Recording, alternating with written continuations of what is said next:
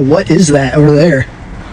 What? We got day 16 of reading the Bible in a year. Today's scriptures is Genesis 38 through 40. Genesis 38 tells the account of Judah and Tamar. Judah, who was one of the sons of Jacob, his sons began to have wives and have children. A few of his children were evil. They died. And one of the customs was that the brother-in-law were to take over for the brother in the marriage. And then another son died. So eventually he sent Tamar back to her father's house. Years had passed. Judah promised that he would send his younger son to marry her when he was of age, but he never did that. So Tamar tricked him and dressed herself up as though she was a prostitute. She ended up sleeping with Judah. But Judah didn't know that it was her, and so he gave her a few of his items of clothing for her to hold on to as a promise until he gave her her payment. 3 months went by and she now has a child. People saw that she had a child and said that she was immoral and had a child out of wedlock. So Judah says, all right, bring her and we're going to burn her, which was super twisted. So as she's being confronted, she said, here's the father of my child's items to identify him. And they all realized it was Judah. Judah was like, well, I'm terrible and she's better than me for sure. So they didn't do anything and they sent her back. Once again, this just goes to show you that God is amazing and how these people who really were not good people, God's blessing was still over their lives. He makes it rain on the good and the bad. The Old Testament is full of just broken people. All of this is pointing to the reality that they needed a savior. Genesis 39, Joseph is sold into Potiphar's house, who was an officer of Pharaoh. Everything he put his hands to just worked. It was successful. It says he was also handsome. Potiphar's wife wanted to sleep with him. Joseph was a good man. He wouldn't. He kept denying her. We see these two pictures of two different men. They're brothers, but they couldn't be any different. Judah and Joseph. So Potiphar's wife framed Joseph. She made it look like he raped her. So they threw him in prison. But in the midst of it all, God was with him. Do not let your circumstances and how things are going define whether God is with you. Joseph, who had non-stop terrible things happening to him, had the favor and the blessing of God through it all. Genesis 40. As he's in prison, again, he has favor, and so he rises to the top. They entrust him to pretty much run the prison. While he was in there were two men that came, Pharaoh's cupbearer and Pharaoh's baker. They had two dreams. Joseph interprets these dreams for them. The cupbearer's dream speaks of him being restored to his position, and the chief baker's dream speaks of him getting hanged. Joseph, again, is a perfect picture that no matter where you are, you could be in a prison, and if God is with you, it's better than the palace. Your perspective is everything. Joseph could have gotten to his head and started to complain and be disappointed and go inward and be like, why me? But he didn't. He kept his eyes fixed on the Father. No matter what you're going through, don't let it form you. Let Christ be the one that forms and defines you.